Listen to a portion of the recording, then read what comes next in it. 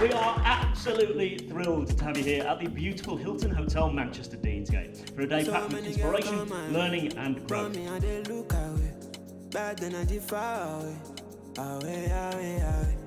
When it be like say man don't miss, you be my recovery face, oxygen for my airways. How can I run away? Girl, it be like say you think I'm not in love. Many have come my way, but you know I'm in love with you. And if I did something for you, is it too much? Girl, it's certain I'm missing to my head. No correct, I may not be the best. When with you I reset. When with you I reset. Well, the first thing I did was when I left Housewives of Cheshire, I got involved in a charity to help young girls. I knew I wanted to empower people and I didn't know how I was going to do it. I just wanted to do something good because I felt so disempowered in the environment I was in on the show. Big Bad Barry is a 15 centimetre neuroendocrine cancer that was found in my pancreas and spleen. As you can see, I was not very well at all. From this operation, when this was removed, I did deteriorate, became more poorly. I was told when I came out of this first operation that I would have to have an antiviral, an antibiotic every day because I've no spleen. And I decided not to go down this route. I decided to go down the more natural route, a natural approach to my healing. And I'm hoping that when I walked on the stage, you didn't think that I'd been through all that and I was a really sick person stood in front of you, because on paper, I am a really poorly person, but in real life, I'm not. And that's because of the lessons that Big Bad Barry has taught me. We have founded Eat, Pray and Self-Love because we have created a toolbox for you that has in it all those tools that you need, whether it be mind, body, nutrition, your meditating, everything, it's all in there, and we have put it together into a beautiful package. We only have a small window to actually be creative unless we apply ourselves to doing things like this and learning new skills, and it's really important that we do that.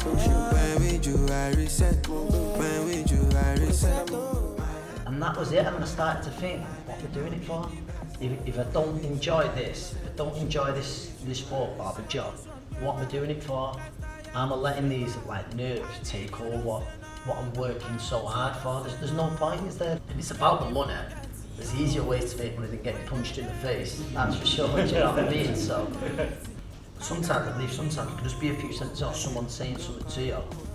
Sometimes the maddest people say the best things, don't they? And I think that was probably the case there, and it stuck with me ever since. Just gotta enjoy it, I think. And the problem that's very much in life and what you do, and I think we've all done things, we'll always have to do things at times we don't really want to do, but I have to. But you know, the main thing was for some of that takes up so much of your time, a big part of your life, which boxing did. I had to enjoy the end product. I wasn't enjoying the end product, but then I started to learn to enjoy the end product, and I think that made a huge difference.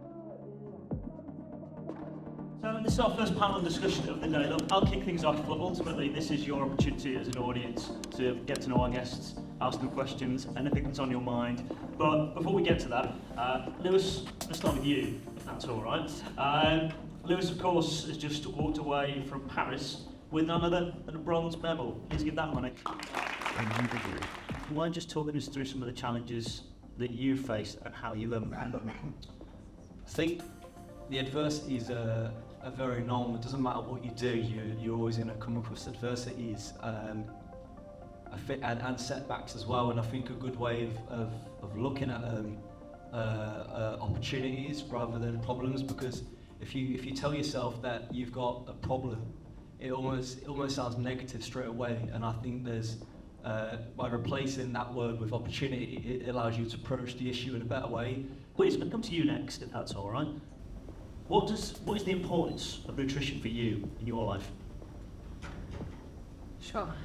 So nutrition is absolutely everything. We cannot function, you cannot wake up, you cannot sleep, you cannot breathe if you are not fueling your body properly. The 80-20 rule is if you can be on point with your nutrition 80% of the time, It gives you that 20% to be with, maybe take your foot off the gas just a little bit, because it's impossible to do everything at 100% all the time. You need to relax a little bit, you need your mind to switch off just a little bit. But you know, in real life, we have things that need to be done. You need to be social, you need to be with your friends, you need to relax with your family. So sometimes you can't always be eating, for argument's sake, your chicken salad with rice on the side. You know, you need to relax a little bit, but we can't be relaxing all the time with that, because that leads to the wrong type of foods coming into our world. So if you can be 80% on point with your nutrition, it gives you 20% to relax and take in those moments and just live your life and be free and happy. I said to him, but I'll be sacrificing a lot, and he said to me, well, what will you be sacrificing? And at that time on the phone, I just froze. I didn't even know what to say, and when I was thinking about it, I wasn't actually sacrificing anything, because there's always going to be that next party you can go to. There's always going to be that family event you can turn up at. It's a privilege that I get to be able to do this every day. The biggest thing is what your why is, and always trying to come back to what your why is, and that's across not just losing weight, it's the addiction side of things, it's general day-to-day life, business, growing a bit. It's what is your why, whether it's your kids, you know, to prove it to that teacher or to the parent or whoever, whatever it is. It's really focusing on using some of the techniques that the other guys have spoken to channel back into your why. At the end of the day, if your goals are not small enough or attainable enough that you can be there for yourself, then you need to relook at what the goal is. Whether it's weight loss, sport orientated, career orientated, you need to be able to be accountable to yourself.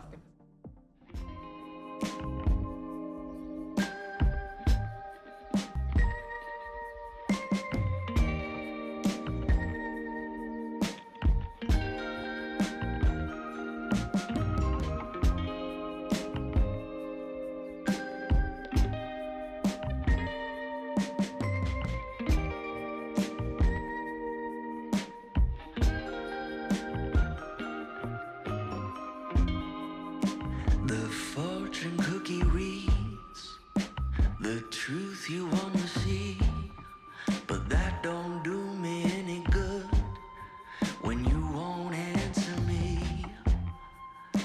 I just wish I knew how to break through and cut the silence into About embracing what you've got, not refusing to optimise yourself. And I think that going on a journey through losing weight and looking at every element of my life with the CBT, the gambling and my family life has made me realise that it is everything. And I know a few people have spoken to it. It's not just about losing weight, it's about feeling good as well. You know, I'd encourage anyone, if it's someone, like if you're an affected other, if you think someone around you might have a problem with any form of addiction, is I think a good tool is using like a third person method. So you've now all got a perfect excuse because you can talk about me, and then start to ask leading questions on the back of what I've said and say, oh yeah, because he was saying he was doing this, like, I've never done that, have you done that? And it feels like when then you start to get into it, the clock resets every single day. So I think get into your first week, then 6 weeks, then 3 months, then and being able to look back in 6 months and 12 and starting to celebrate milestones, that really works for me. The monkey mind, it's a concept, a Buddhist concept meaning the inability to control your thoughts. It's what holds us back from believing in ourselves, from chasing our dreams, from moving forward. It paralyzes us into fear and inaction. And if we don't control it, it controls us to the point where it's just too hard to hit reset. When you get the mindset right, the rest will follow.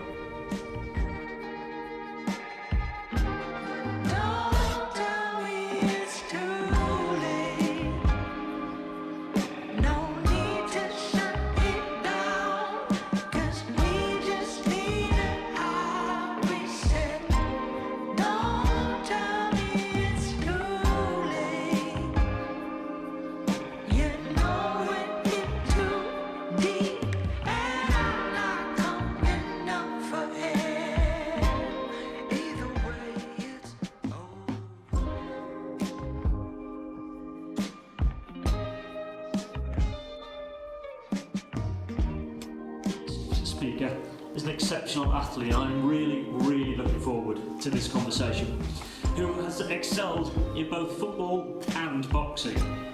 She is a professional footballer, played for England in the FA Cup, Premier League, and if that wasn't enough, then went on to become a Commonwealth boxing champion. Please give a very, very warm welcome to Stacey Copeland.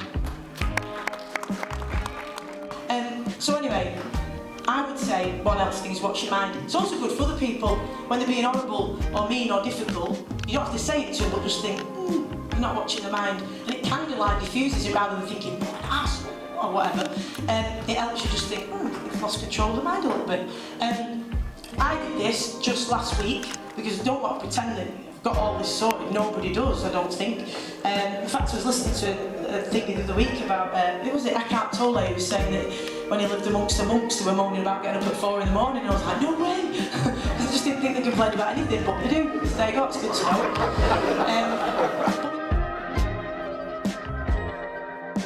Like pain-pleasure barrier that you have to go through, and the pleasure of having that is worth the pain to get you there.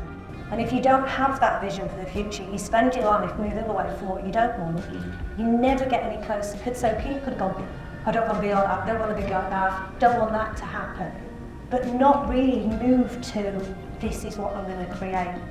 So it really is, I'd say that's the thing, that's the breakthrough moment. Why is it so hard, do you think, for people to know what you want? Because I think sometimes as well, especially with social media, you can go on in the morning, can't you? You can see one post going, go after it, let's get it, another one going, be zen, breathe, check in with your people, don't make one too much.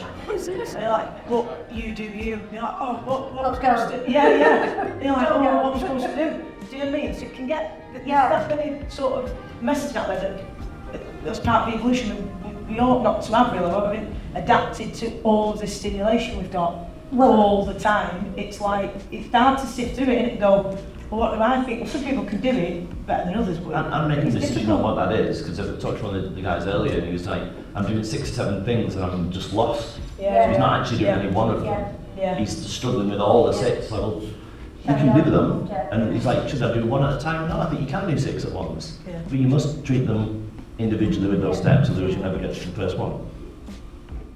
Start, I massively believe in this concept. I massively believe in us all taking the techniques and the tools and everything that we've been taught today and hitting that reset button and looking after ourselves, showing up the best that we can.